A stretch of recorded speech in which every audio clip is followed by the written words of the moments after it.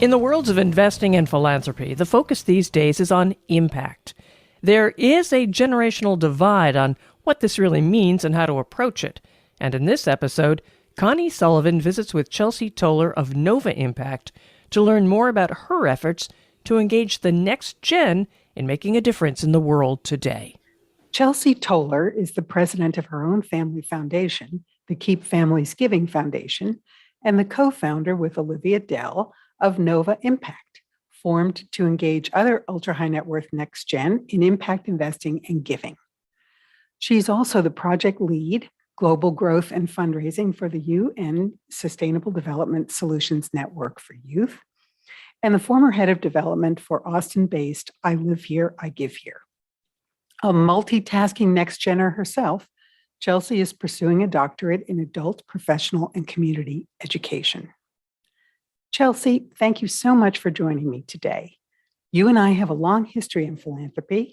We've each charted different paths, but we actually met working for a nonprofit. So that's a fitting connection for our talk today. Before we get started, could you just take a few seconds and explain what we mean by next gen? Because we throw that term around a lot. Sure. So I think it really does depend on the community and how they choose to define next gen. But for myself, my family foundation, and Nova Impact, we define next gens as those under the age of 42 that are dedicating their personal and professional lives to bettering the world and creating more impact.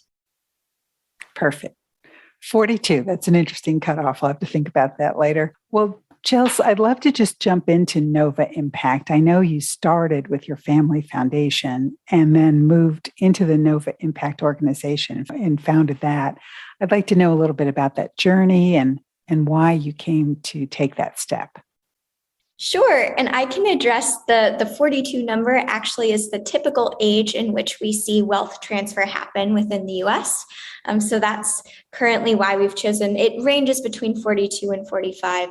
But related to the foundation, we took on an interesting model of being cause agnostic, which, to be honest, at the time, people weren't really even using that term or understanding that what that meant. A lot of families picked one or two causes, which is really great to support. But I was more interested in creating a foundation that used its capital to educate other next gens in the space.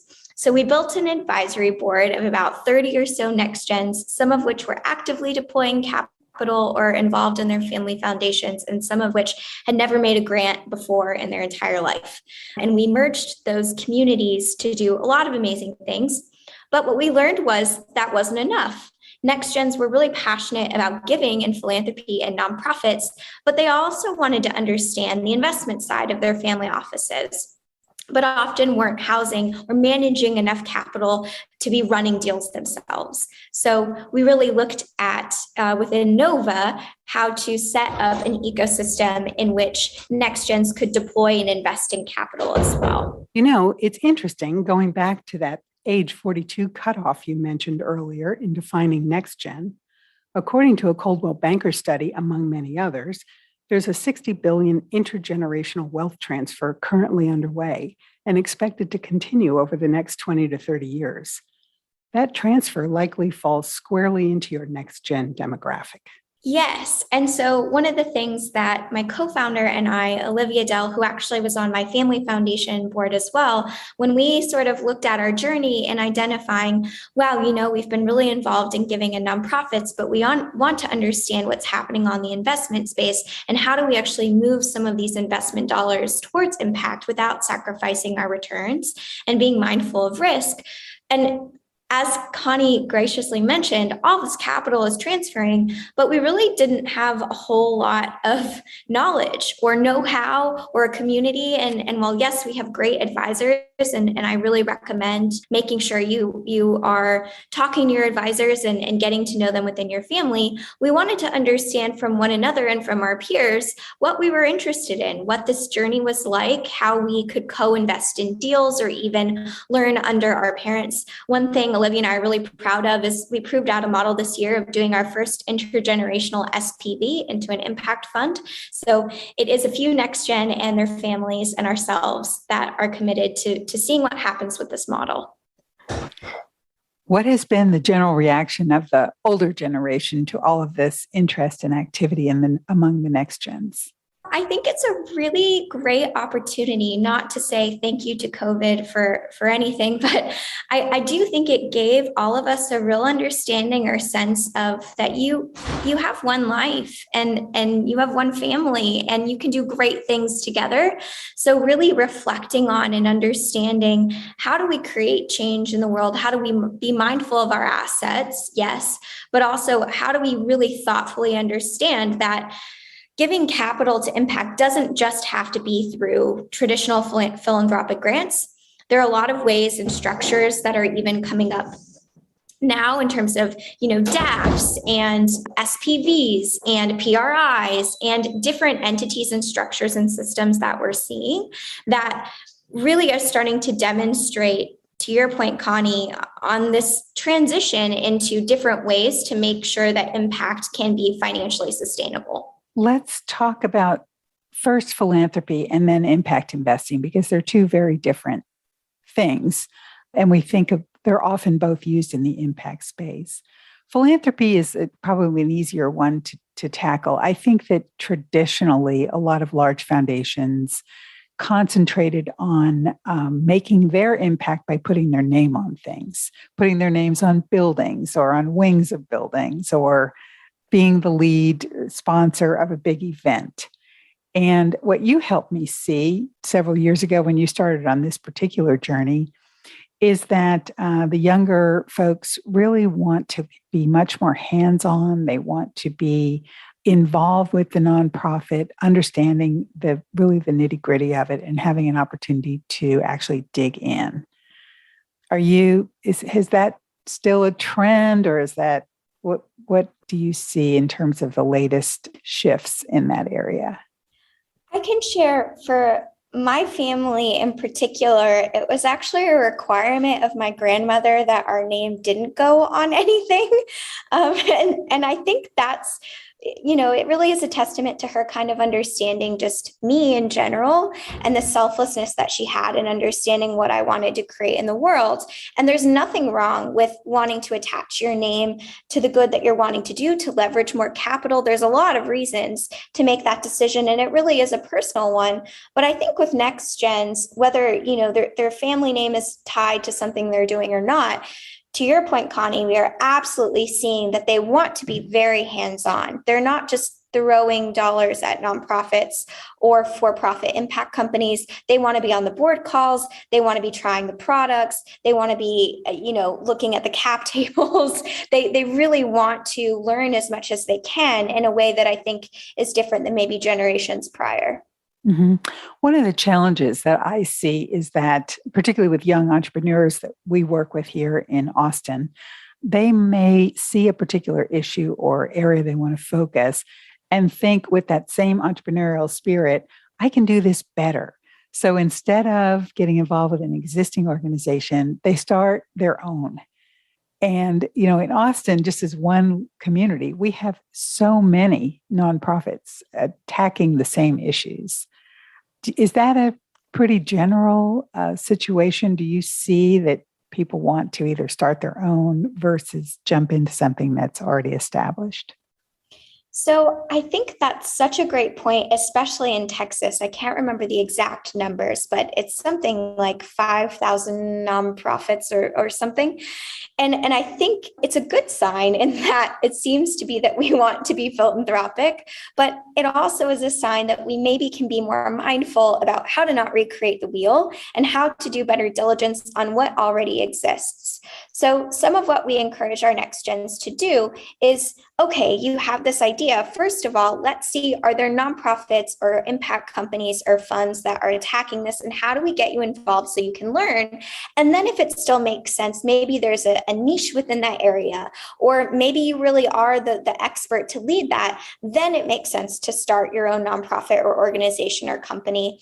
I will say, just in terms of trends, we do see this trending quite a bit in just that next gens, they they have a lot of respect for what their families have traditionally given to. And it's not that they don't, it's more that they're just trying to find their own path. And in some ways, finding their own path means creating and innovating. So I think capitalizing on that energy, but having them do the diligence to make sure that they're not doing something that there's already 5 organizations already trying to tackle, and they wouldn't be better positioned to help support them.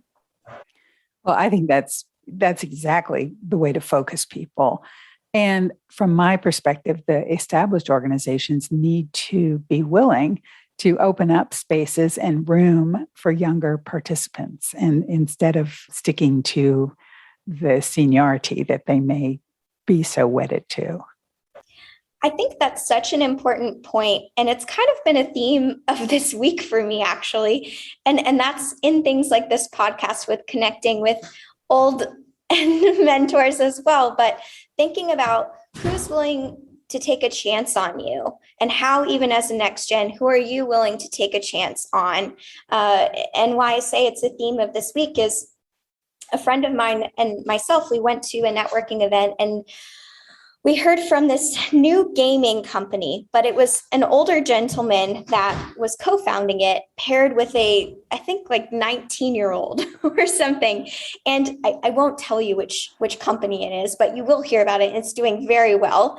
And they kind of talked about just this intergenerational model and how they really pulled from each other's expertise in areas. And the young energy of the 19-year-old that was so passionate about the game and the art, mixed with the mentor that had written several checks for several different companies, but wanted to get back into operating. It just was this really good reminder that intergenerational projects with the right people can make such an impact. And we need to have respect, both for those that are our elders, but those that are the new generation as well. Yeah, I agree. And it is a challenge. It's a challenge for all of us. It's a challenge for next gens to be patient, but to find good ways to communicate and be proactive with their ideas. But it's a challenge to the older generations to be open-minded. And again, communication is key. Okay, let's shift over to impact investing, because that is, as you said, something that can take on a lot of different forms and be really interesting in a lot of different ways. Why don't you talk about some of the impact investing opportunities that you've participated in? Sure. Not by name, but type Yeah. and how you went about structuring them. I'm happy to. So I am always a big believer, it's just who I am, in investing in women. And that's one of my favorite things. Not that you shouldn't invest in all sorts of different types of companies, but I'm particularly passionate about seeing women entrepreneurs that, I think can use not only capital, but just support in general, and really are well positioned to take on some of the world's needs. So we've invested in a few different women entrepreneurs that are now doing additional rounds and doing well. But I would also say, in terms of impact investing, one of the things that we've committed to do at Nova is partner with the UN and the Sustainable Development Goals. So we actually developed a pretty unique, not only partnership, but even framework for how we're diligencing and evaluating our impact deals, and making sure not only are they, a good investment financially, but are they delivering on those SDG indicators? So that's a really good, I just recommend, even if you decide not to implement that framework, at least look at and familiarize yourself with what are those UN Sustainable Development Goals? Do you align with any of those? Do you think that companies you're supporting align with any of those? That's a great place to start. I actually think that's great. And I think there's a lot of focus on those 17 goals, even at the Fortune 500 level, and some pretty crazy interpretation of how different companies think they satisfy some of those goals. Some of the annual reports I've written make pretty outrageous claims about aligning with the SDGs. Anyway, go ahead. Yeah, I think it's not dissimilar from ESG either, right? It's like, how do we really measure these things necessarily? And also, I would say, for unsolicited advice for entrepreneurs or nonprofits, don't just attach to things that aren't authentic, right? And if you don't align with one of those, that's okay. But really, to those that do, like, champion your story and allow those SDGs to position you in what you do best. And vehicle-wise, it sounds like the special purpose vehicle has been one that you have launched or latched onto. Are there other structures that you've seen other groups using for impact investing? Yes. So this is an area I know absolutely nothing about, but I'm trying to learn my best. And that is things like Web3, NFTs, crypto. While I cannot say that I am an expert or even moderately proficient in any of them, I will say that I have the privilege of having next gens within our community that are. And I think just being open-minded about different structures, and maybe you decide that's not the right fit for you, but at least understanding what's going on in the ecosystem is really important. One thing I will say that I've seen recently that I think is probably going to stick around for a while, and that is those that have made money off of crypto wanting to donate to nonprofits. So being mindful of how do we support nonprofits and even accepting different currencies that they really haven't traditionally done in the past, right? And I kind of, it reminds me a little bit of even, remainder trusts and unique things, or where nonprofits were being back in the day, people were leaving their houses or certain assets and things like that. I think this is kind of maybe the next wave of that. The other thing I will say that we've seen more of is crowdfunding and really directs or because of the SEC restrictions, next gens that don't have hundreds of millions of dollars, but more so have, $10K or $50K that they're trying to throw into things. Sometimes they'll look at crowdfunding platforms to make their decisions there. Another way I've seen is micro-lending and organizations that are involved in micro-lending.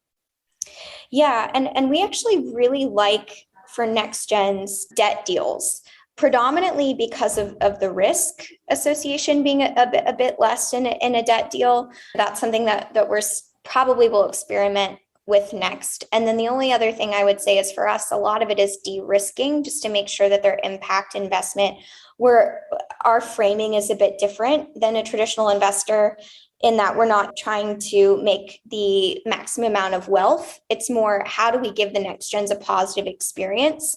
So one of the things, as an example, we evaluated when we were looking at funds and SPVs is SPV into a fund as opposed to one company, so that it's a bit of a less of a risk. And then also, what were funds and impact that maybe weren't performing, the one company was a unicorn, but they were, as a portfolio, not losing companies or founders and were a bit more hands-on. Yeah, that makes sense too. When bringing an opportunity like this to a large family foundation, what are the challenges that are typically faced in presenting these sorts of impact investing ideas? So many. So one of the things that we've gone back and forth on completely is whether or not we educate or tell our next gens to even call them impact investments, and just to maybe stick with this as an investment opportunity. And oh, by the way, this is what it does for the world. Again, these are all personal decisions. But I think for Olivia and myself, we've really taken the understanding that listening is really important.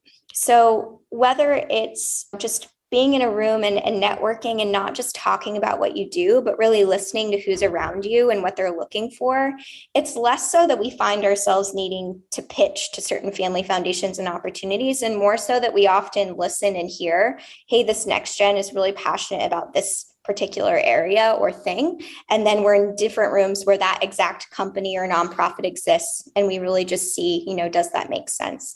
But I think how you show up and how you listen is something that maybe isn't always at the forefront, and it should be of how we show up in whether that's networking events or other investment opportunities, just making sure you're thinking about how you can give and serve others rather than how you can just talk about what you're doing.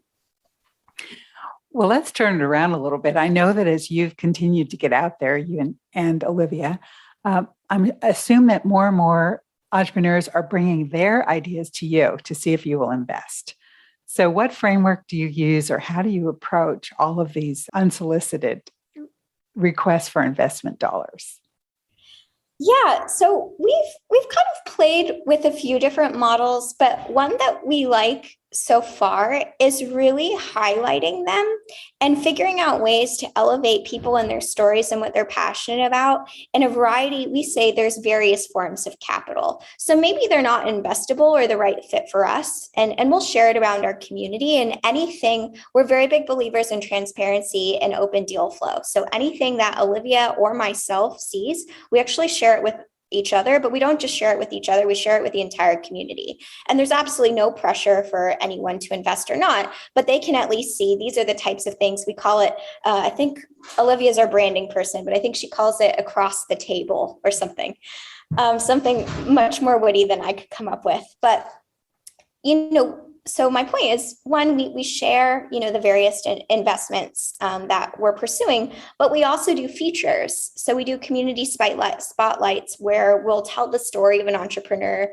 or a nonprofit leader doing incredible things. And a lot of times the social network or social capital from that is just as important as the investment capital. Got it.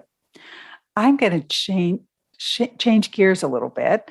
In addition to all of this impact work that you're doing, you're also pursuing a PhD in a related field. And one of the focuses of your research is on education. So in this particular space. So could you share a little bit about what you're doing there and how you are integrating it into the work of NOVA? Yeah, so my research has been really wonderful in dealing with how do we do these. We call them educational cohorts, but we'll bring in next gens. And I really apply a lot of the adult learning theories like transformational learning theory, and some of the other ones that I've really identified with in my PhD research to really make sure that we're being thoughtful about how we best educate. And a lot of that as well is learning. So one of the things that I've taken away that I think is really important is not to do what's called banking. Banking is just lecturing. So just sharing presentation and sharing materials, and it's a one-way communication. But what we've seen over the years in research is that next gens, I can include myself in this, so don't feel bad about it. We have a bit less of an attention span. I think Gen Z's is about 7 seconds. So if you just tell us information for an hour straight and there's no interaction or breaks or fun things to think about, you're probably going to lose us. So when Olivia and I looked at how do we integrate some of what I've learned within education, we really came up with cohort models in which we're giving them access to our mentors and to presentation materials, yes, but we're asking them questions. They're working on active projects. There's always activities involved. Some good examples of that, especially on grant making or impact investing, is we actually have them do grants and go through pitch competitions and participate in evaluating both impact companies and nonprofits, instead of just trying to lecture them on what grant making or investing in impact is like. I think that's fantastic. I would love to be in an education cohort if I were that age or newer to the whole field. And I just think it's a wonderful gift to a whole generation of people that are interested in getting involved in impact, making a difference in the world. I think it's terrific. And I think that's what's been the most rewarding and fun part of this for Olivia and I is we got to create something that we wanted. We created something that's for us, and not that, again, it's really important to have trusted advisors and attorneys and investment firms and incredible, family offices. But it's also important to understand there was a piece of us that just wanted to learn together and do good in the world. And so I think I know we've done the work that's needed to create something different. I think that's a perfect place to end it. Chelsea, I have so enjoyed watching the development of NOVA Impact and all the work you're doing. I'm so proud of you, and I'm excited about the future for it. So thank you for sharing a bit of it with me today.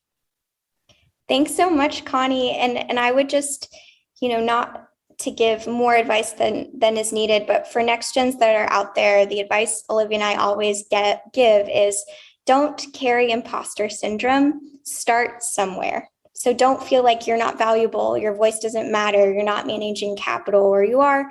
You can always find ways to make a difference. And there's going to be communities and mentors like Connee that will take a chance on you.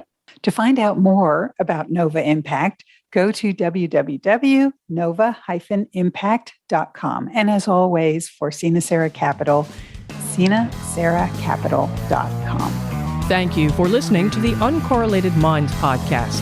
Click the subscribe button below to be notified when new episodes become available. For more information on the topics covered in this podcast, please visit the show notes page for links to further information at www.ConneeSarahCapital.com.